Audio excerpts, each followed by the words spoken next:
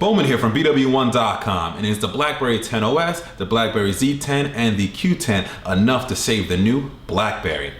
That's right, the new Blackberry. We got a ton of announcements coming out of today's Blackberry press event that's been hyped up for quite a while. We got introduced officially the new Blackberry 10 OS and 2 new Blackberry devices, and some surprise announcements as well too. So we're gonna go over sort of all that and see if this is enough to save the Blackberry in the market here. And one of the reasons why I say the new Blackberry is because Research in Motion, RIM, which was the makers of the Blackberry, officially changed their name to Blackberry. So they're just Blackberry, I think Blackberry Limited officially, but now all the devices, all their products will just have the Blackberry name. There'll be no more RIM. Just makes a lot of sense. RIM has a lot of negative attention towards it, especially since the stock price has been going down, sales been going down. It just makes sense to use the Blackberry name, which has a little bit more positive spin, and that's who they are, which is the Blackberry devices. So good move on them on that part. Definitely thumbs up to that. Now let's talk about the 2 devices that came out. We have the Blackberry Z10 and we have the Blackberry Q10.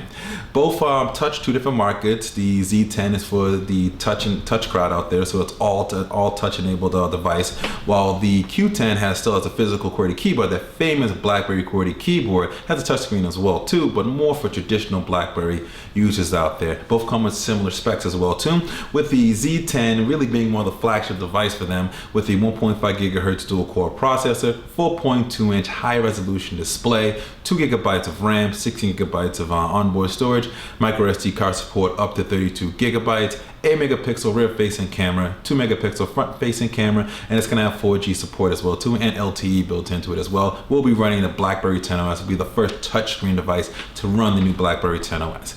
Now the Q10, which is more sort of the second tier in this, is more of a traditional Blackberry. It's gonna remind you a lot of the Blackberry Bold in its looks and sort of design, but it's definitely pretty much on all new Blackberry. It has a 3.1 inch touchscreen display.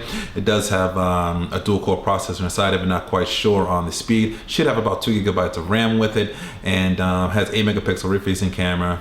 Front facing camera is 2 megapixels as well too, but it includes that famous physical QWERTY keyboard that Blackberry, not Blackboard, that's a different program, Blackberry users are so accustomed to and really do love. So that will be with that device there. So you have 2 of them there, very unique devices. The design, in my opinion, on them are a little uninspired. They're kind of, they look okay, they look kind of bland. They're definitely more for the professional out there, not so much the consumer, but I'm gonna get a little bit more into that later as I sum up my thoughts on this. But the next big thing, obviously, is a Blackberry 10 OS with a list of new features and basically a brand new operating system kind of all together. Doesn't look like any other previous Blackberry that you have, and there's some 3 unique key features with it. One of them being Blackberry Flow, which is sort of how they do multitasking. It's all sort of a gesture based. You can sort of swipe your thumb left to right. It really works great with one-handed operation. You can kind of just peek to see your different applications running, get to your latest applications and things like that. It's sort of the way the gestures kind of work around it. So that's what they call Blackberry Flow. So it's what they call real true multitasking.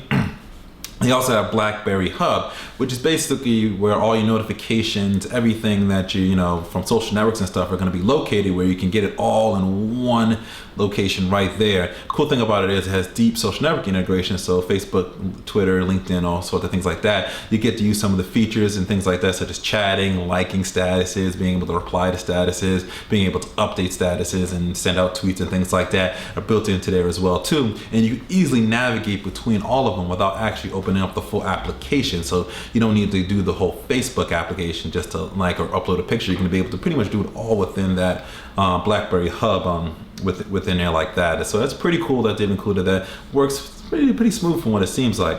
Next thing is Blackberry Balance. That's another big feature that they announced, which basically is work and personal life balance. So the device, when hooked up to a bed server, it's going to be able to have 2 different profiles that you'll be able to just kind of swipe down on the screen and access. One's going to be personal, one's going to be work. This is going to allow you to have your personal settings on one side and your work settings on the other side, and the 2 won't cross over or anything like that. And your businesses that you work for are going to be able to send you certain applications and features that only work on that one side and don't interfere with the personal side. And let's say you leave the company can just erase the work side of the thing, so you will lose everything on your Blackberry device. Since BYOD, or bring your own device, is becoming a really popular thing that a lot of people are doing these days.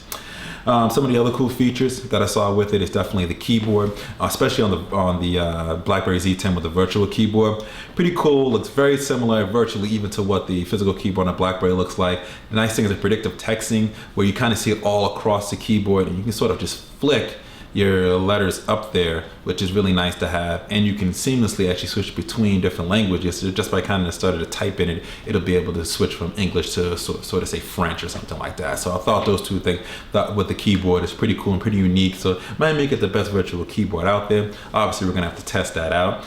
And the other thing is with the Blackberry camera, it's a pretty cool feature with it. And when you take a picture, unless you take a group picture and somebody didn't smile or somebody didn't look in the right direction, you can actually use this thing called time shift within the photo and actually kind of shift back on that particular face to get to where they were smiling or get to where they were looking at the camera, so you can get the perfect image right the first time without having to take the image over and over and over again and stuff like that. So I thought that was another cool feature they added to it. And there's a slew of other features also with the new Blackberry 10 OS, but really the big thing is going to be when we all get our hands on with it, we really get to use it, and it's really going to be the really consumer-friendly product that they're really expecting it to be. So far from what I've seen, it's a very power user looking interface, especially relying heavily on gestures without any home buttons. So it's going to be sort of a learning curve there. And like I said, everything looks very power user just by when I was watching the press conference, kind of seeing how they interact with the phone. That's going to work well for them, but I don't see sort of where it's the easy use that's going to come in for the average consumer. And also going back to the designs of the new phones, I'm kind of not impressed with them.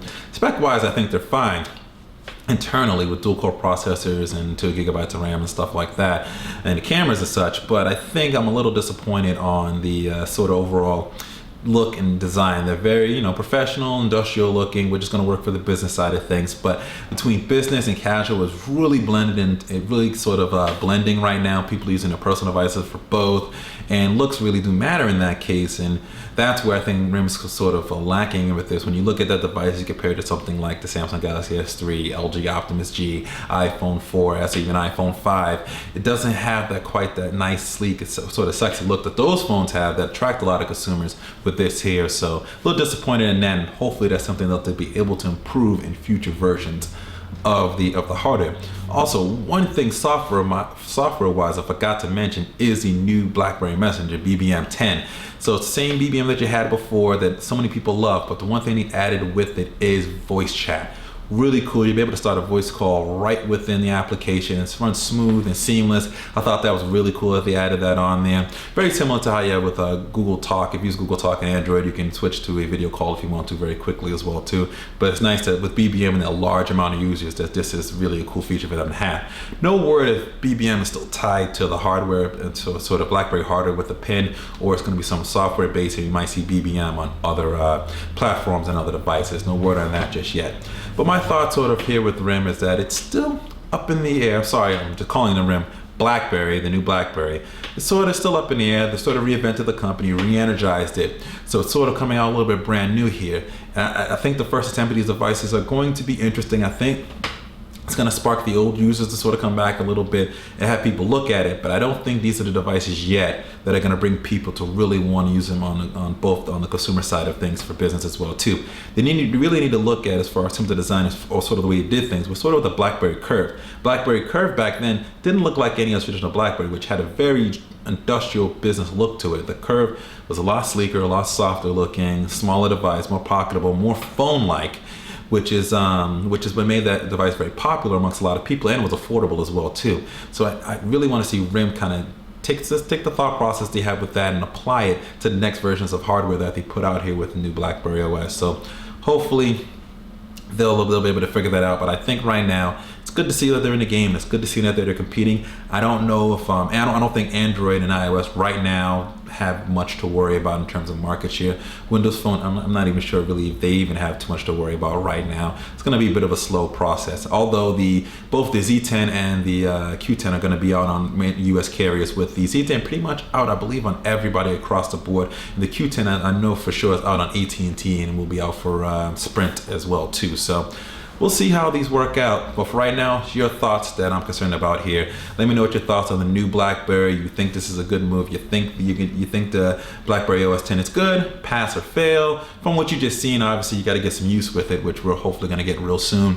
And from what you've seen right now, will you pick up a Z10 or a Q10, or you're going to wait for the next hardware, or just no, they've lost me. I'm on Windows Phone. I'm on Android, or I'm iOS, and I'm just not going to budge away from that. So let me know what your thoughts here below. Also remember to subscribe to our YouTube page here. Follow us on Twitter. Connect with all of our other social networks with Facebook, Google+, all the other links, Pinterest, all those things like that, where the links to that is in the description. And always remember to live your tech world in high definition.